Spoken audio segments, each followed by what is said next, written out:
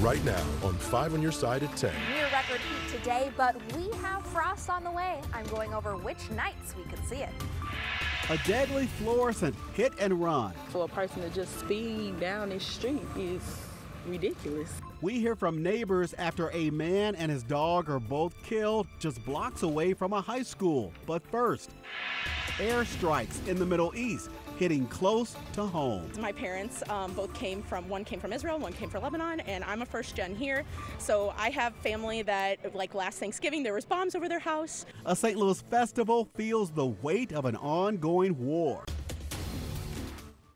Good evening, everyone. I'm Robert Townsend. Tonight, the weight of the war between Israel and Lebanon is weighing on the hearts of many right here in St. Louis. Now, just today, multiple Israeli airstrikes hit southern and eastern Lebanon.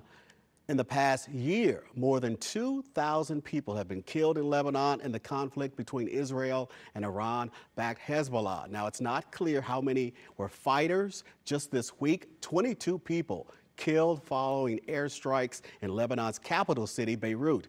Israel has escalated its campaign against Hezbollah, a Hamas ally since the October 7th attacks. Tonight, more than 100 Israeli hostages are still being held captive by Hamas. Now, in light of these recent events, the Lebanese community here in St. Louis came together today for a festival in Crestwood. Hundreds celebrating faith and local businesses for the first time in 5 years. New tonight, Annie Krall heard about what can be done from here.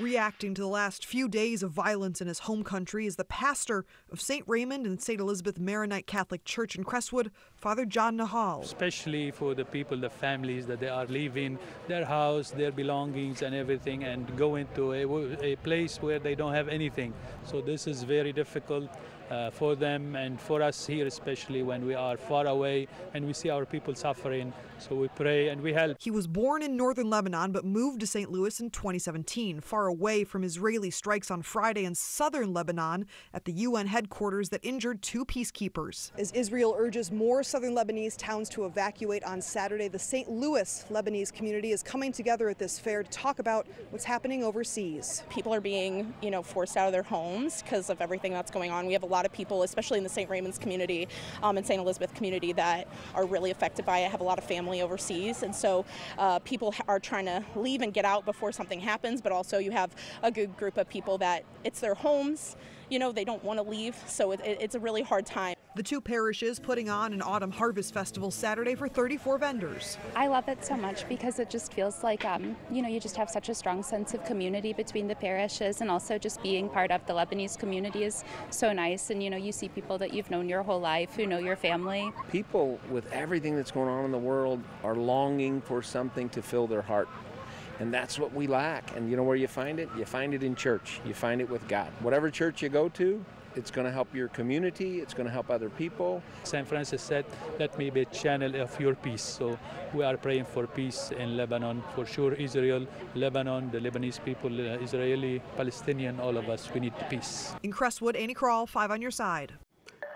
Tonight, police are searching for the driver who struck and killed a pedestrian and his dog. Officers are investigating this case as a hit and run. Neighbors tell 5 on your side's Travis Cummings speeding should not cost people their lives.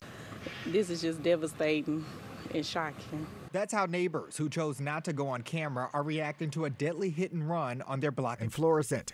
When police got to Waterford and Blackford around 7, they found a 62-year-old man laying in the road and his dog also lifeless just feet away. The driver who hit the man and his dog fled the scene. He walked by daily, he'll pick up the trash, his dogs don't want to stop, play with the kids, and that's basically it. He didn't bother nobody. The woman speaking to the man's character has been in the area for 9 years and says reckless driving has been a long-time issue. They fly up and down the street 24/7. Yes, it's a problem. It's a big problem. Your kids can't even enjoy outside without a car jumping a curve or something. To make matters worse, there's a few schools, including McClure North up the street, with slow down signs and fines. I feel like they should do something because this is a school zone. The kids walk Monday through Friday, kids live on these streets, and for a person to just speed down this street is ridiculous. In 2023, according to the Missouri Department of Transportation, there were 992 traffic fatalities. As investigators work to solve this case, residents remember their neighbor while hoping law enforcement find solutions to this growing problem. Prayers to his family. Travis Cummings, 5 on your side. Neighbors shared surveillance footage with police. Anyone with any information should call the Florissant Police Department at 314-831-7000. Tonight, a person is behind bars after a teenager was shot multiple times in the Metro East. Police say the victim was a 16-year-old boy shot outside the King's Mart gas station. That's on Hartman Lane. This all happened around 7:30 last night. That's in the Belleville-Shiloh area. Now, the teen was taken to a hospital. Police say this was a random crime. Investigators say the person in custody is not the one who pulled the trigger, but knew about the planned shooting. Anyone with any information about this should call the Shiloh Police Department at 618-632-9047.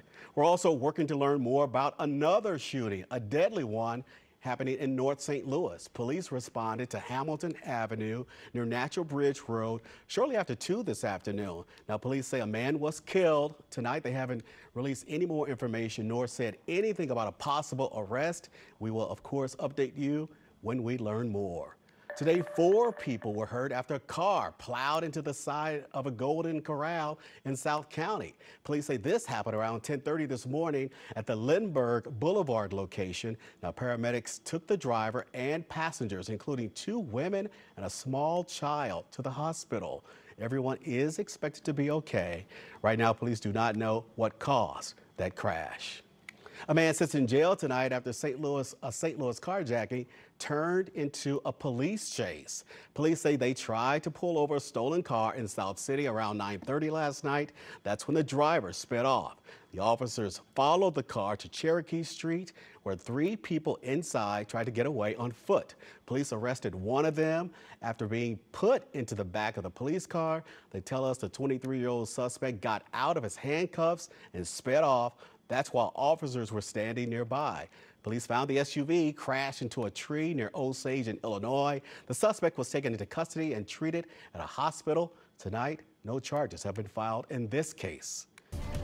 Well, it's starting to feel a lot more like the spooky season across the bi-state region. And tomorrow, we kick off a fall-like weather cool down that will likely haunt us for a while. Meteorologist Tracy Henson has more. Hey, Tracy. Hey, so yes, today might have been too hot for, I would hope, most of us in October. But this night was pretty nice to be out on the patio. 88 degrees was our high temperature for the day. We were not quite at that record. That record was 89, set back in 1879. Of course, we're rather far from that record low temperature set back in 1987. We hit a low of 64, far from that record, and we are quite dry to season. We have had a dry stretch of weather here. For tonight, we are going to drop down only into the mid-60s, so still another comfortable night, but believe it or not, I do have frost in my forecast as we head into next week. We are cooling off tonight. Winds will be light, but they are going to pick up tomorrow. Think of that as the winds of change. We're going to see winds out of the northwest. You know what that means? That cool Canadian air conditioning is going to come in. We're going to have gusts up to 20 miles per hour.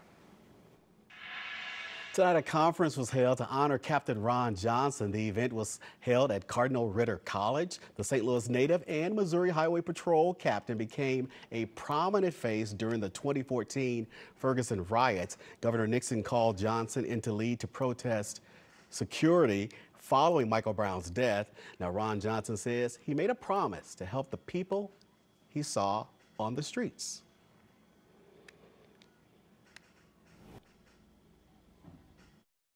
I was on the streets of Ferguson, and I began to ask the young people and people my age and the seniors to trust me. And people began to say that every time we trust somebody, we put our trust and our confidence in somebody, they leave us. I'm here to keep my promise in St. Louis, and the promise to those people I saw on the streets of Ferguson, and I see them today, and someone will walk up and say, you know what, you're a man of your word. Captain Johnson continues to serve the St. Louis area with his consulting company, Lodestone Solutions. He served as a Missouri State Trooper for more than 3 decades. Dark clouds still hanging over the Sunshine State after Hurricane Milton tears through. This was just mayhem and destruction. The latest from Florida. cooling off a little tonight down into the mid-60s, but I have some frosty nights in the forecast ahead. A special thank you today to teachers and school staff in North St. Louis County. St. Louis County Children's Service Fund, in collaboration with the St. Louis Mental Health Board, held their third annual Refreshed STL. This was on the UMSL campus. Now, it's done to honor local school staff in the middle of the semester. Teachers, counselors, bus drivers, and a lot more were invited to unwind and have lots of fun. Now, the event featured therapy dogs, free meals, yoga, and therapy through the arts, horticulture, and lots of music. Just a host of activities to really empower them so they can make it to Thanksgiving. After the COVID pandemic, we really realized, of course, how important educators are to their students, to the families, to the community at large. And so we wanted to come up with a way to honor them and give them an opportunity to relax. Refresh STL also included a resource fair for teachers. Today's event wrapped up around 2 this afternoon. Tonight, St. Louis's largest sit-down banquet is underway at America Center downtown. The 37th annual St. Louis Americans Salute to Excellence honors outstanding students and educators from all around the St. Louis region. Now, organizers say it attracts nearly 1,400 attendees. The St. Louis American Foundation and its education partners have raised more than $14 million in scholarships for local students and contributed to many community grants. It really is a good event for them, and it's been around for a long time. Definitely a popular one indeed. And a great night for it too. Most of us didn't need a light coat, that's for sure, but we'll be changing our minds midweek.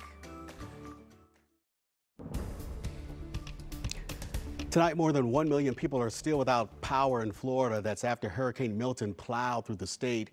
Fuel is scarce and record rainfall continues to trap people in their homes. Brian Abel has the latest from Florida. Floods, blackouts, fuel shortages. That is what many residents in Florida woke up to Saturday as cleanup from Hurricane Milton continues. It's surreal. You see it on the news of other people. You feel for them. Never have I experienced damage or the amount of tornadoes that came through this area. More than 1 million Floridians remain without power as crews work to clear debris from roads and power lines. And flooding has prompted several rescues Saturday, especially along Tampa's Hillsborough River that sustained over 16 inches of rain from Milton. Mother Nature does a phenomenal job of getting rid of that water, but it all goes to the river that has to go out into the bay, and unfortunately has to pass through a lot of areas that hasn't seen over 25 feet of flooding. Gasoline is also hard to come by in the Tampa Bay area. More than 75% of gas stations in the region are without fuel, according to gas price tracking platform GasBuddy. Hopefully they're going to figure it out in the next day or two, because otherwise I'll have to drive I don't know where to get gas. Florida Governor Ron DeSantis says the state is setting up public fuel sites to help out those in need. These public fuel sites, although we have done fuel support in the past, we've never done it to this scale. President Biden is expected to visit parts of Florida hit by Milton on Sunday, and agencies say they will be on the ground as long as it takes. In Valrico, Florida, Brian Abel, 5 on your side. And while Florida is beginning to pick up the pieces left behind by Milton, it's still a long road ahead for many recovering from Hurricane Helene. Tonight, Missouri Task Force 1 is still in North Carolina to continue searching and rescuing efforts there. The team's working along streams and rivers in Avery County, along 9 canine crews. No word yet on when they'll be back home. Here at home, we saw another unusually warm day today, but long-awaited fall-like temperatures are heading our way. Yes. Meteorologist Tracy Henson's back with our forecast. Hey, Tracy. Hey, Robert. Yes, finally, we are seeing some more fall-like conditions that'll hit later on this week. One thing, our allergies are starting to move into that fall weather pattern more than the actual temperatures are. Our mold count is down. It's down to moderate. That's also been helped by the lack of rainfall we've had. Weeds are also at none and and grasses and trees usually are about this time of year. Our weed season tends to end in late August to September. This year it was a little bit longer than usual. All right, the view over our city, it sure has been a gorgeous one. It's fairly comfortable outside. We are at 62 in St. Charles. It is 75 in Chesterfield, 73 for Scott Air Force Base, 74 in Sullivan. It is 68 for my friends in Salem, Missouri. All right, for tonight, we are cooling off quite nicely down into the mid-60s. Winds will be out of the west at just 5 miles per hour. For tomorrow, I mentioned it earlier, but the winds of change. Winds out of the northwest at about 5 to 15 miles per hour, gusts up to 20, so a bit of a breeze tomorrow, but that's going to be that cool Canadian air conditioning. We're going to be in the upper 70s tomorrow, and then look what happens as we get into our 7-day forecast. Well, first, our mosquito forecast. It's going to be pretty nice, especially tomorrow night when the winds settle down a little bit. We're looking at a low mosquito count for us. Alrighty, now that 7-day forecast, we are going to be in the low to mid 60s Monday, Tuesday, and Wednesday. We will continue to have those breezy conditions as we transition over into that cooler weather on Monday. I do also expect the wind to pick up a little bit come Wednesday and Thursday as we do start to make it back into those 70s. So it'll be a brief stretch there in the low 60s. Now the 2 nights to watch for, that'll be Tuesday night and Wednesday night. In the city of St. Louis, where we have a bit more of a heat impact, at 36 degrees and 37, but you go outside of town 20-30 minutes where you have a bit more foliage, I do expect us to have our first frost of the season. I can't believe that. I know you're excited about these cool temperatures. Yes, and the cool temperatures also means our bugs tend to go away when we have our first frost, and I'm big on that. All right. Thanks, Tracy. Corey, what's up in sports? We have a full slate of college football to talk about today and one wild ending in Champaign to break down. Stick around. Sports is on deck after the break. This 5 on Your Side Sports Report is sponsored by Telly Tire and Auto Centers, driving your way since 1942. Well, the temperature outside may not feel like it yet, but we are right in the thick of the college football season. However, some of our local games today were a bit more dramatic than others. The craziest one comes first. Brett Bielema had never beaten Purdue as head coach for Illinois. He looked to end that streak today in Champaign, and at first, it looked like no problem. Luke Altmaier to Josh McCray, 24-3 lead for the Illini at the half. Purdue stormed all the way back, though. They convert this incredible touchdown to take the lead with 50 seconds left. But Illinois uses those 50 seconds to charge down the field and kick a game-tying field goal. We go to overtime. In overtime, it's that dynamic Illinois duo, Altmaier to Pat Bryant. Illinois up 50-43. Purdue scores on their possession. They try to win the game with a 2-point conversion, but the Illini defense steps up to shut them down for good. Illinois hangs on for a 50-49 victory to take back that Purdue Cannon Trophy. Mizzou looking for a bounce-back week against UMass this morning, playing in front of a wild crowd on the road. Of course, I'm kidding. Announced attendance at UMass was around 16,000 in Amherst. The folks who were there will be talking about this, though. Luther Burton takes the handoff, you know the rest. 61 yards to the house. 127 total yards of offense from Luther today. Marcus Carroll had 91 yards on the ground and 3 touchdowns. Mizzou went up 31-3 after that one. Offense kept pouring it on in the second half. Brady Cook to speedy young receiver Josh Manning. That's a 63-yard touchdown, the first of Manning's Mizzou career. And then it's the Chaminade to Francis Howell connection. Cook finds Brett Norfleet for the big tight end's first TD of the season. Mizzou gets back in the win column with a 45-3 blowout win over UMass. Yeah, just really proud of the mindset. There could have been a lot of different reasons not to play our best football, and instead we came out, responded the right way. Even when they, responded with a fake punt, our defense stepped up. So really proud of our team today. Let's go to St. Charles. Lindenwood hosting Charleston Southern in OVC action today. Great start for the Lions. Cortez Jones going to get in the end zone to make it 20-0 early. He had 2 scores today. Lindenwood brought it on defense as well. Jaden Patrick, he gets the interception in the second half. That would set up Logan Seibert for the field goal. He converted 5 of them today. Lindenwood wins 29-14. It's been a good 24 hours for the Lindenwood Lions. Last night, the men's hockey team went on the road and upset 9th-ranked Wisconsin 4-2. What a debut win for new head coach Bill McCall. The Lions did lose to Wisconsin in overtime tonight. No, we won't be talking about a Mike Shildt World Series championship with the Padres this year. The Dodgers knocked them out last night. But don't worry, we're not out of former Cardinals to follow in the postseason. And one of them had an unforgettable Saturday in Cleveland. Tigers and Guardians, Game 5 of the ALDS, win or go home. Detroit has Cy Young favorite Tarek Skubal on the mound, but Cleveland has former Cardinal Lane Thomas. Tied at 1 in the 5th, bases loaded, and Thomas has his postseason moment. A grand slam to make it 5-1 and send Cleveland into an absolute frenzy. He had another RBI later as well, and the Guardians finish off the Tigers 7-3 to win the series and advance to the ALCS against the New York Yankees. It's incredible. I don't know if I have the words at this moment, but, you just love coming through for your teammates in that situation. Our bullpen's been grinding this whole series, and, to come through and make all those innings worth it, it feels awesome.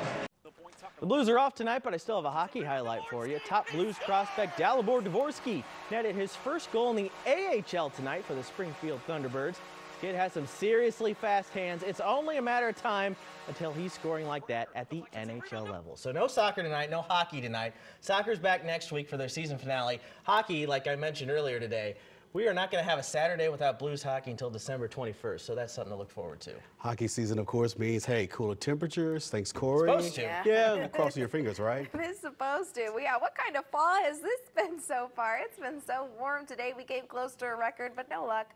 Tomorrow at 78 degrees, that is pretty far from any record-breaking temperatures. We will be in the low 60s, so cool and crisp for Monday, Tuesday, and Wednesday. Looking forward to it. Thanks. Me too. Well, that's all of our time for 5 on Your Side at 10, but we are always streaming on 5+. Saturday Night Live is just ahead. Have a great night, everybody.